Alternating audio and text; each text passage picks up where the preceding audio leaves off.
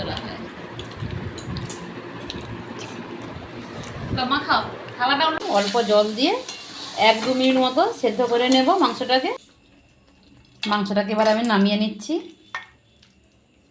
মাংসের কালারটা কিন্তু খুব সুন্দর হয়েছে। এরকম কষা কষা মাংস সাথে খিচুড়ি সত্যি খুবই ভালো লাগে। ঘিটাকে ভালোভাবে খিচুড়ির সাথে মিলিয়ে নিচ্ছি।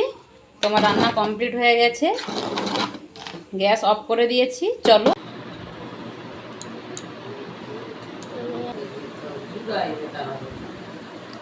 আবার একটি নতুন পর্বে স্বাগত জানাচ্ছি। আজকে সন্ধ্যেবেলা মানে দুপুর থেকে প্রচুর বৃষ্টি হচ্ছে, তো বাচ্চারা সবাই বায়না করছে যে খিচুড়ি আর কষা মাংস খাবে। তো বাচ্চারা সবাই পড়তে বসেছে, কারণ স্যার এসছে পড়াতে।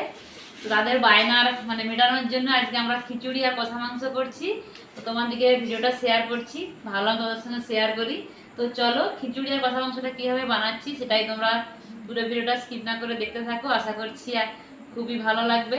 আর কে কে বর্ষার দিনে এরকম মানে খিচুড়ি খেতে পছন্দ করো, তার সাথে কষা মাংস অবশ্যই জানিও। আমার তো খুবই পছন্দের, তো তাই তোমাদের সঙ্গে শেয়ার করতে চলে এসেছি। আর আজকের পর্বে নতুন বন্ধু থাকলে, আমার ভিডিওটা ভালো লাগলে আমার চ্যানেলটা সাবস্ক্রাইব করে পাশে থাকার অনুরোধ রইল। চলো তাহলে বেশি কথা বাড়াবো না, এবার রান্নাঘরে চলে যাই। তো বন্ধুরা আমি রান্নাঘরে চলে এসেছি, আর খিচুড়ির জন্য আর মাংসের জন্য সব কিছু রেডি করে নিয়েছি একবারে। তো কি কি নিয়েছি সেটা তোমাদেরকে দেখিয়ে দিচ্ছি। দেখো, খিচুড়ির জন্য নিয়েছি আতপ চাল, আর আমি বাড়িতে বানাবো আতপ চালের খিচুড়ি। আর তার সাথে নিয়েছি মুগ ডাল, যত চাল নিয়েছি তত ডাল নিয়েছি।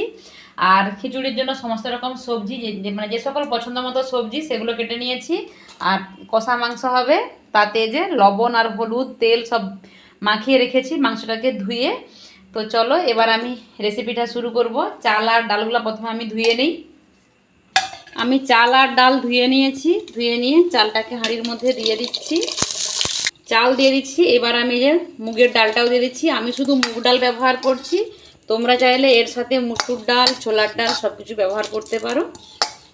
এবার আমি বেশ কিছুটা লবণ দিয়ে দিচ্ছি। লবণ দিলে তাড়াতাড়ি সেদ্ধ হয়ে যাবে, তার জন্য লবণ দিয়ে ঢাকনা দিয়ে ঢেকে দিলাম। এবার যে সব আলু গাজর সব ভেজে নেব তেলে, এগুলো যে মানে দেবো। তো ভেজে নিচ্ছি আলুগুলোকে।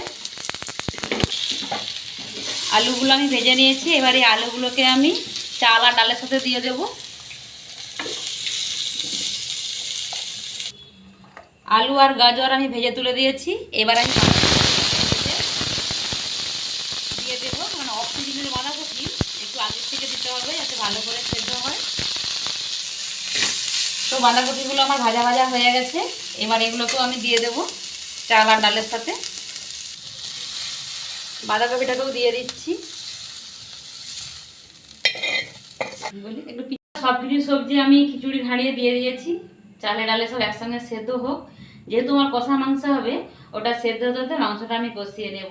তার জন্য যে গ্যাসে কড়াই বসিয়ে দিয়েছি, কড়াই বসিয়ে দিয়ে আমি সরষের তেল দিচ্ছি। আর মাংসটা আমি সরষের তেলে রান্না করব।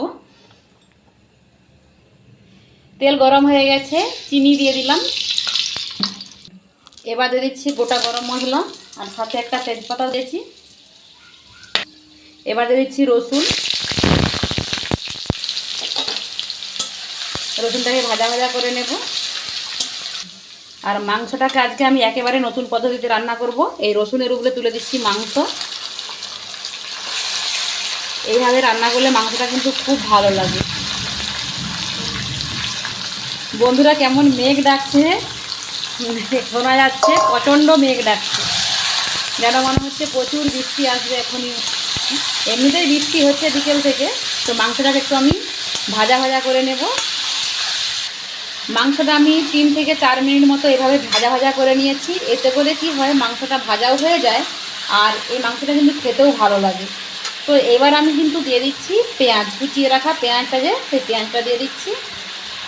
পেঁয়াজটাকে দিয়ে আবারও আমি 3-4 মিনিট মতো ভাজা ভাজা করবো, যাতে পেঁয়াজগুলো একটু গলা গলা টাইপের হয়ে যায়। পেঁয়াজটা ভাজা ভাজা হয়ে গেছে, এবার আমি দিয়ে দেবো আদা। 2 চামচ আমি আদা দিচ্ছি।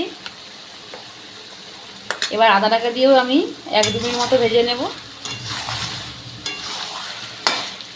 আদাটাকে দিয়েও 4 থেকে 5 মিনিট মতো একটু এরকমভাবে কষিয়ে নিয়েছি। এবার আমি দেবো লঙ্কার গুঁড়ো আর হলুদের গুঁড়ো। এবার দিয়ে দিচ্ছি হলুদের গুঁড়ো। দিয়ে দিচ্ছি লঙ্কার গুঁড়ো, টমেটো ঝালটা পরিমাণ অনুযায়ী দেবে। আর দিচ্ছি 1 চামচ মতো জিরে বাটা, জিরে আর ধনে একসঙ্গে বাটা। এবার এটাকে ভালো করে কষিয়ে নেব, সব কিছু মশলা একসঙ্গে আরও 2-3 মিনিট মতো কষিয়ে নেব। মশলাটা আমার কষানো হয়ে গেছে। এবার আমি কেটে রাখা টমেটো দিয়ে দিচ্ছি একটা, দিয়ে এটাকে ভালো করে কষিয়ে নেব এবার মাংসটাকে আরও 5-7 মিনিট মতো। তো মাংসটা আমার সুন্দরভাবে কষানো হয়ে গেছে, তেল ছেড়ে গেছে, তোমরা দেখে বুঝতে পারছো। দেখো এই দেখো সব তেল ছেড়ে গেছে। তো এবার আমি জল দিয়ে দেবো অল্প পরিমাণে, যেহেতু কষা মাংস হবে তো তাই আমি অল্প পরিমাণে জল দিচ্ছি। মশলার বাটি ধোয়া জলটাই ব্যবহার করছি, আর কিন্তু বেশি জল দেব না, অল্প জল দিয়ে 1-2 মিনিট মতো সেদ্ধ করে নেব মাংসটাকে। জল দিয়ে দিচ্ছি সামান্য পরিমাণে, এবার ঢাকনা দিয়ে ঢেকে দিচ্ছি। সেদ্ধ হয়ে গেলে নামিয়ে নেব, 2-3 মিনিট পর নামিয়ে নেব। এই যে খিচুড়িটা আমি সেদ্ধ করতে বসেছিলাম চালে ডালে, দেখো সেদ্ধ হয়ে গেছে। মাঝখানে আমি হলুদ দিয়েছি শুধুমাত্র, আর কিছুই এখনও মশলা দেই না। তো হলুদ দিয়ে সেদ্ধ করে নিয়েছি, আর কত সুন্দর সেদ্ধও হয়ে গেছে। 3-4 মিনিট হয়ে গেছে। এবার আমি ঢাকনাটাকে খুলে নিয়েছি, আর মাংসটা বসা বসাও হয়ে গেছে। দেখো কালারটাও কিন্তু খুব সুন্দর এসেছে। তো মাংসটা সেদ্ধ হয়ে গেছে, দেখো হাড় থেকে সব মাংস কিন্তু ছেড়ে গেছে। তো চলো এবার মাংসটাকে আমি নামিয়ে নেব। মাংসটাকে এবার আমি নামিয়ে নিচ্ছি, একদম কমপ্লিট হয়ে গেছে।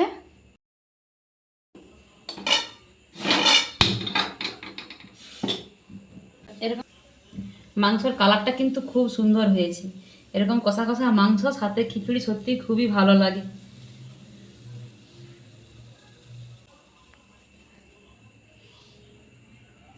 এবার আমি খিচুড়ির জন্য মশলাটা রেডি করব। তার জন্য কড়াইতে সরষের তেল দিয়েছি, তেজপাতা, শুকনো লঙ্কা আর 5 ফোড়ন দিয়ে দিলাম। দিয়ে দিচ্ছি হলুদের গুঁড়ো। এবার দিচ্ছি আদাটা যাতে না ছিট করে তার জন্য হলুদের গুঁড়োটা দিলাম। 2 চামচ আদা দিয়ে দিলাম। এবার মশলাটাকে কষিয়ে নিচ্ছি।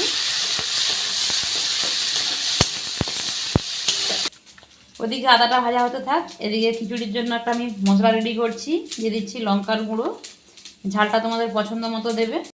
বেটে রাখা 2 চামচের মতো দিয়ে দিচ্ছি জিরে বাটা,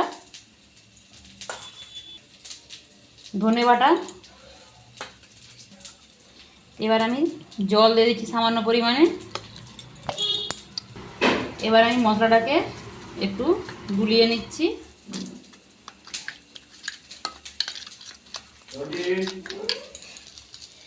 এবার দিয়ে দিচ্ছি ওই মশলাটা, রেডি করা মশলাটা দিয়ে দিলাম,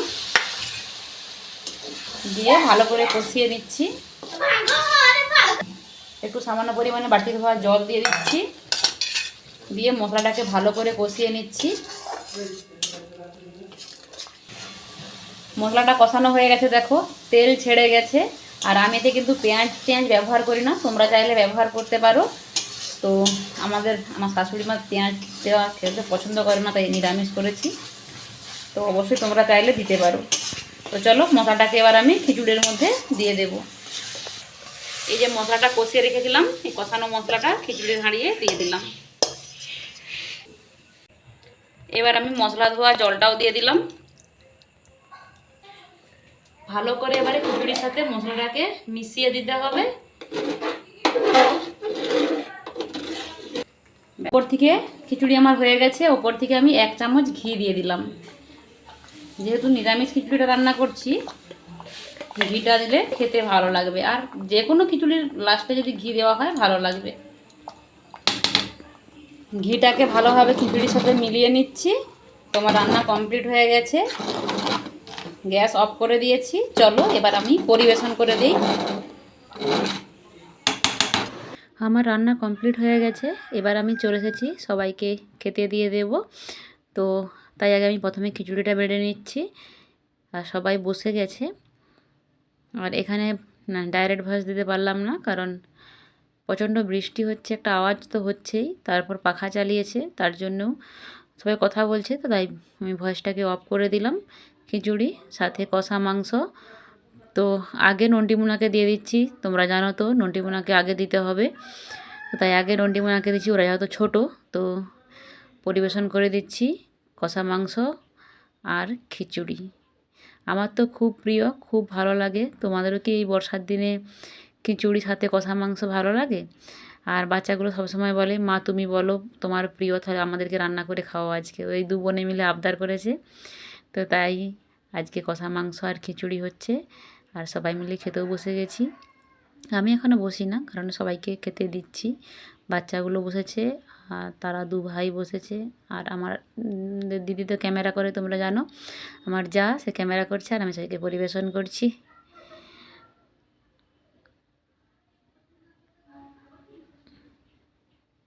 কাদের কাদের বর্ষার দিনে এরকম খিচুড়ি কষা মাংস বানাও, অবশ্যই কিন্তু কমেন্ট বক্সে জানিও আমাদেরকে, ঠিক আছে? আর আমার ভিডিওটা কেমন লাগলো, কষা মাংস রেসিপি, খিচুড়ি রেসিপি, সব কিছু জানিও। আজকে বিদায় নিচ্ছি, সবাই ভালো থেকো, সুস্থ থেকো, দেখা হয় পরবর্তী ভিডিওতে।